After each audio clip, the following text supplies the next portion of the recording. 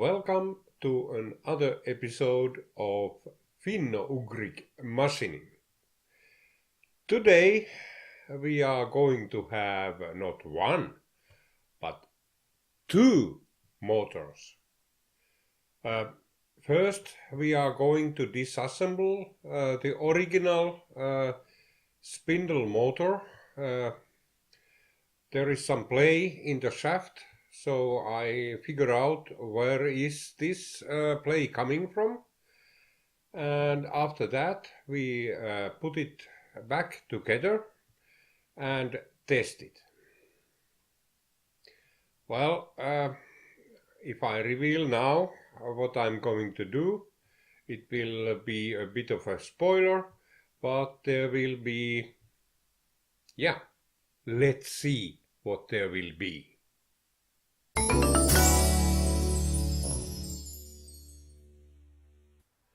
Our first task is to disassemble the motor. I have a stand here, and now the motor is really heavy. It's really heavy, and for me at least. There it sits, and next thing is to loosen this bolt. It squeezes the back plate on the motor. I assume it's a quite nice fit, and now let's loosen the bolt. Yeah, it's loose, and it came quite easily out. Next thing, these three bolts are holding something. I really don't know at this moment yet what they are doing, but let's take them loose.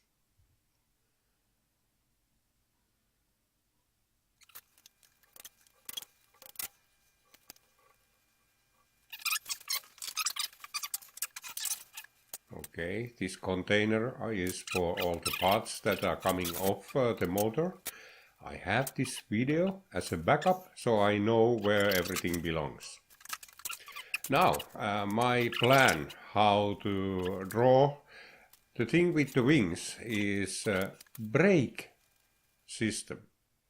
And my plan to get it off is to put this stand against the shaft, and then three bolts, and then just screw them in. Let's see how that works.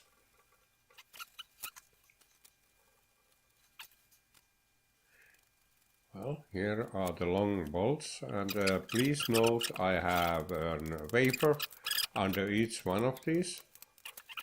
And you have to apply equal amount of force for each of them. It comes out. Good. Very nice. Special tool for this job.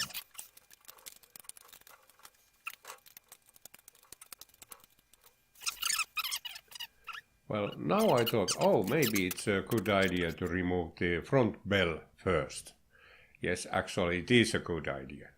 It's attached with four very long studs, which somebody had tightened, to my opinion, all too tight. Also, the space between the bell and the nut is very tight. So you need I needed a tool which I have a selection of very small wrenches, and luckily I had one that fits between the nut and the bell. But it was still really, they were sitting really tight. There shouldn't be any reason to put these so tight.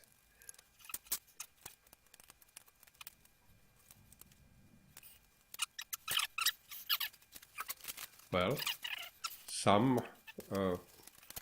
big monkey had tightened them up with, I don't know what, but they were sitting. I was suspecting that some of these got their threads stripped even. Well, later on I noticed that yes, this was actually the case. And now the bell should come off. There was this key which has to be removed, and then, yeah, off it comes. Now please note that the windings are now totally visible. From this point on, you have to be really careful not to damage these. Now, the next thing was that it didn't come off. What? I was wondering at this point, what is the reason? And now, this is my first mistake. I thought that there was something holding them. Yes, there was, but what it was, I didn't have the faintest idea.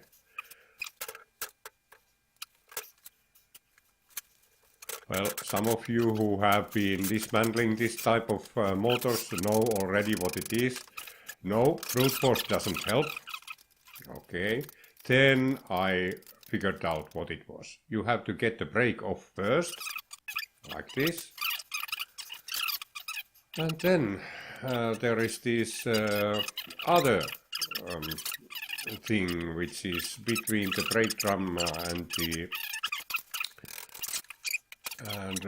strong spring. All this is part of the braking system. And yes, the bearing is shot. Okay. And now I can get it very easily out, and yeah, I will reveal later on what it is. And now I will put this a little bit together and aside. This brake bell, one might say, and this is the front bell. Clean up. So it's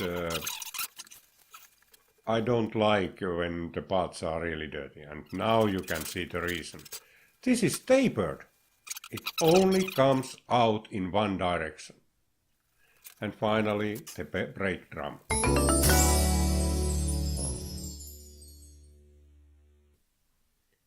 Assembly is just a disassembly in reverse.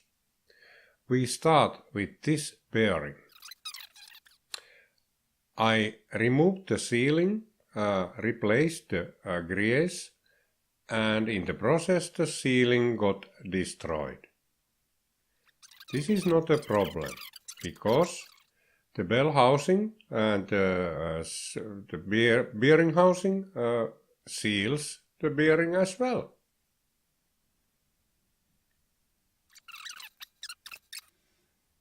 Here I am testing the bearing. Nicht an Klinge her. Und, was ist wichtig, man kann nicht fühlen. Motor is cleaned, and now this is the brake housing, if you wish. And these are the studs whose threads were a little bit mangled. I will straighten these up with an ordinary threading die. Goes smooth and fast. So, the next thing to do is to clean up the holes thoroughly. And this is because I'm going to glue the studs into the holes. This black stuff will hold them in place. They will come out, but not easily.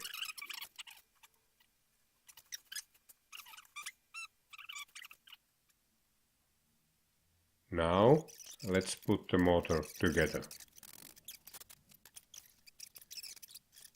This is way easier because now I know where everything goes, and now I know the order of putting it together.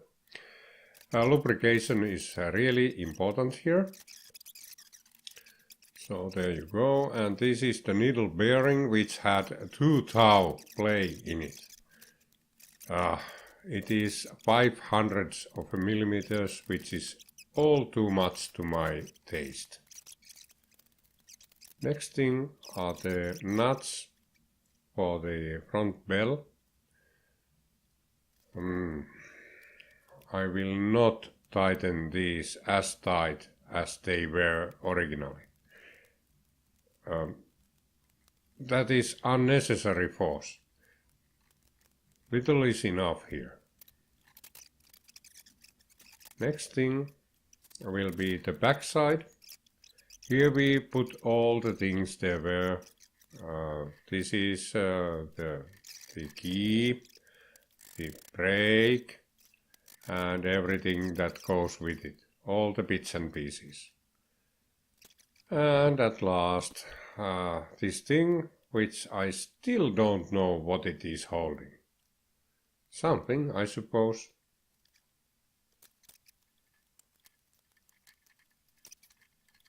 And finally, oh yeah, it spins freely.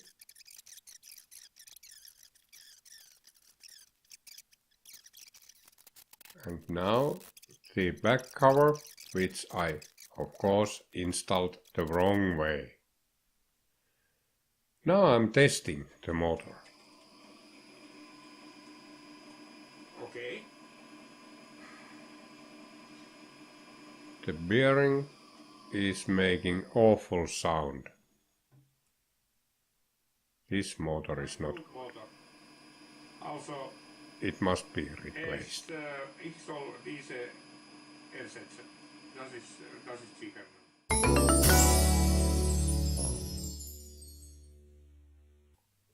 So, I bought myself a new motor for the milling machine. These are the technical details of that motor. So, here I'm opening the package. A lot of trash for one motor. Operational manual. I don't need that one. And as you can see, the old motor is quite a lot bigger than the new one. And here some ultraviolence. I'm taking off the pulley because it needs to be transferred to the new motor.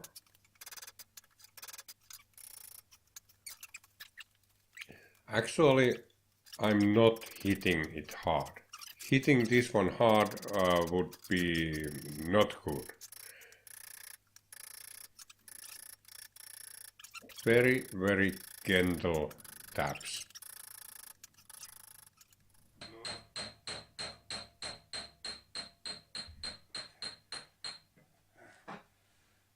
And off it goes.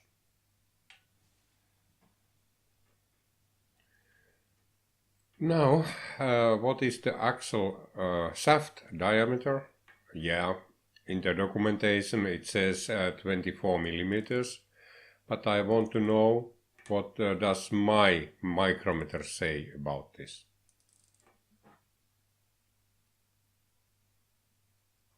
Well, it agrees. It's 24 millimeters.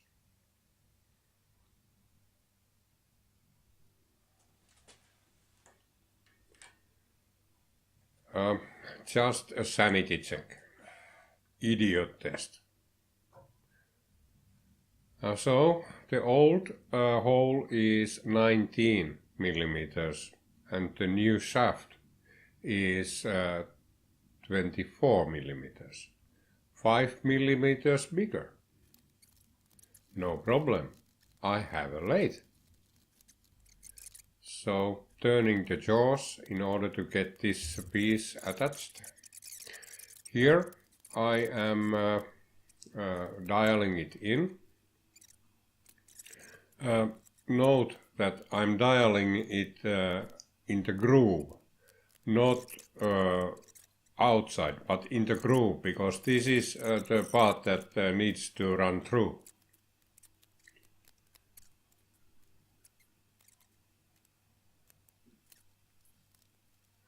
Yeah, I'm not very good in this thing, but eventually I get it done.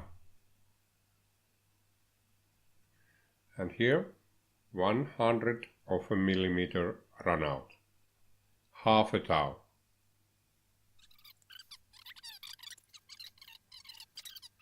This is the boring bar, and now I'm measuring the stick out amount. It should be optimized to shortest possible. Another thing that should be taken care of is the center line. It should be on the center line so that your measurements are correct, etc.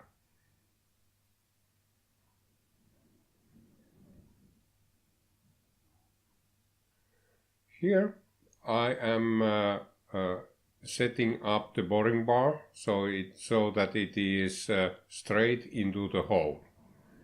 It's very easy to do, just against the workpiece. And there you are. Then I also check that there is enough space to turn. Well, this is a snap gauge. First you push the pins all the way in. This is how to use it. So you push the pins first all the way in, and then you lock the pins with this knob. You shouldn't tighten it up very aggressively, just enough so that the pins stay in. Next thing, when you put it inside the hole, don't put it straight, but a little bit tilted. And then you let the gauges to go loose. So they fill up the hole, so to say. And now you tighten it up, and then it should stay there. And notice, it's not straight, it's tilted. And after this, you very gently pull it straight down. And then it might drop on your other hand. And now you have the measure in these pieces. It has copied the inside measure of your hole there. And now the next thing is to use a micrometer to measure the transferred measurement. This all is a little bit complicated. Actually, it's not. It's just that you have to do it carefully, and it's also a feel thing. And as you can see, I measured exactly 19 millimeters there. And now let's do it again. This system requires that you do multiple measurements, and just to be sure. Well, it's that easy actually. Very, very easy to use instrument, never runs out of batteries. I have done this thing. This is the speed and direction control for my lathe. One button forward, another reverse, black one is stop, and the knob is for speed.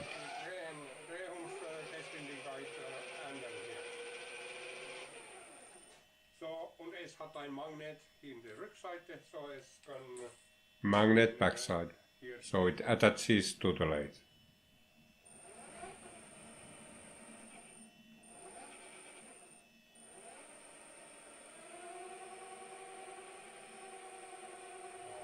Now, let's start doing this. First of all, because the pulley is cast iron, I need to protect my vase. And once again I check that nothing starts flying when I start turning this. Looks good. Nice.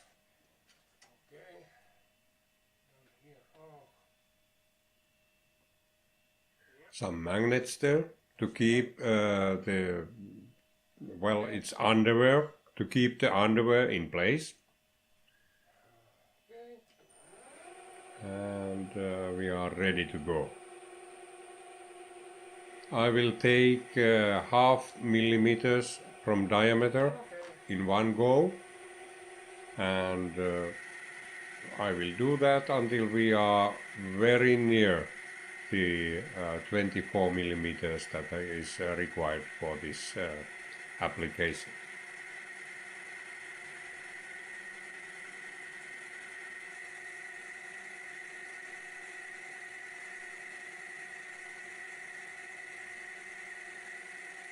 All this takes quite a long time. This video is most of the operations are cut off. It's it would be tedious to watch, but the thing is that you have to progress carefully and do measurements often.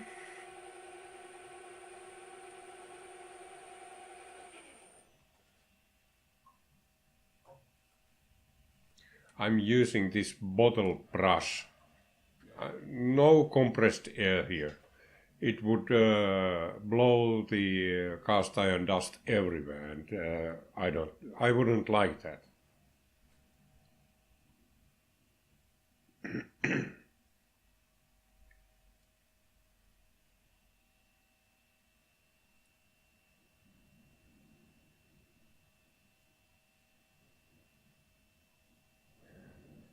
Measuring with this system is a feel thing. You have to feel the gauge and try to keep it consistent. Probably the best way to learn this is to measure a known hole and try to get it done. Try to get the correct measurement from that hole.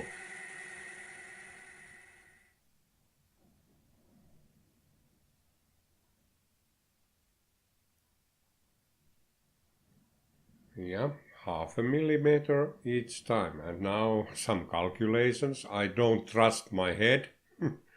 I really need a calculator, and because of my age I have a bigger one, which is easy to see.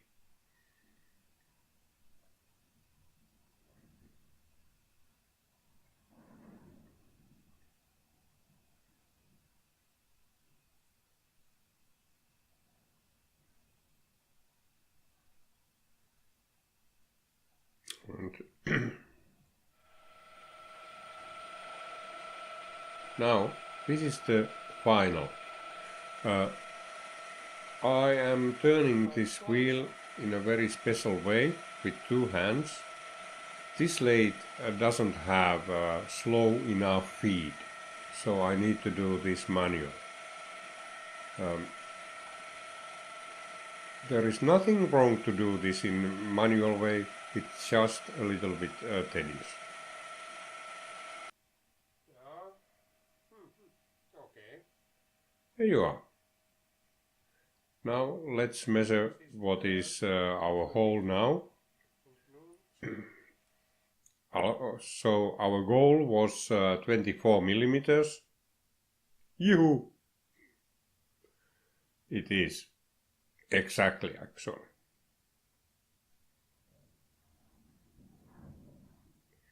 This is the key, and we need to put this key into that pulley.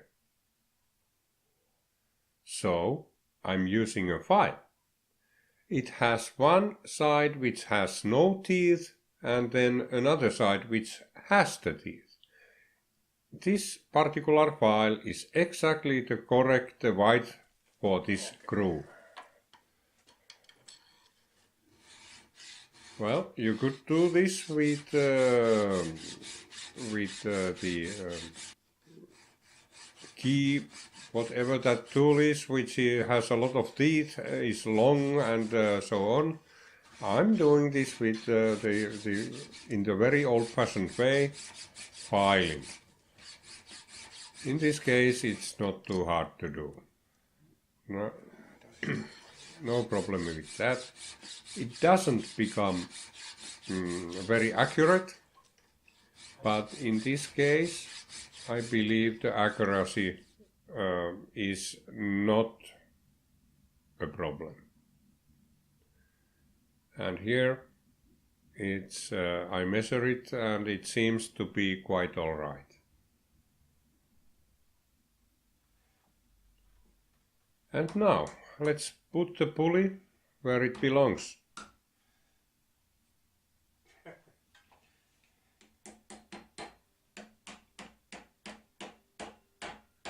I am trying here whether it fits. Please note I'm not putting the key in yet. I'm just testing if this fits. It's very difficult to put straight in. It has to be put absolutely straight. Only then it goes in easily. Oh, yeah. And it did. Now the key in place. It's clean. So is the hole. And where you go.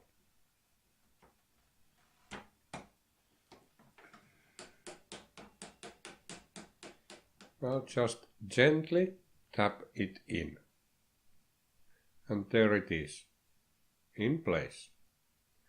Next thing to do is to attach my VFD and test if this vibrates, what kind of sound it makes, etc.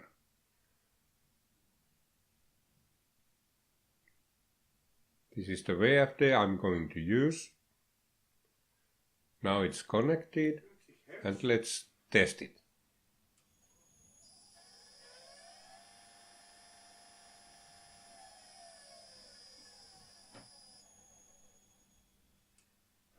Well, it has a very good sound.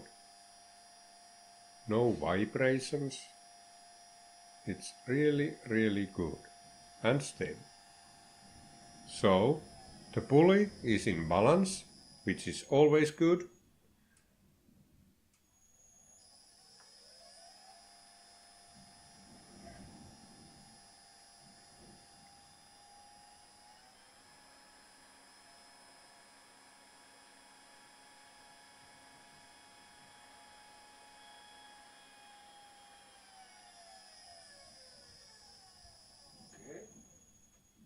Quiet.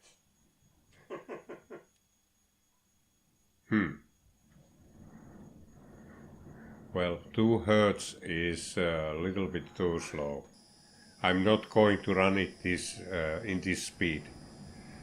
The normal speed, this milling machine has a variator, so we don't need to use VFD to for speed control. We can use the variator. Okay. Seems like I have now a new motor.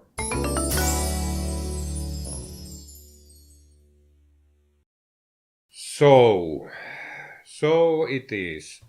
The old workhorse was a little bit too old.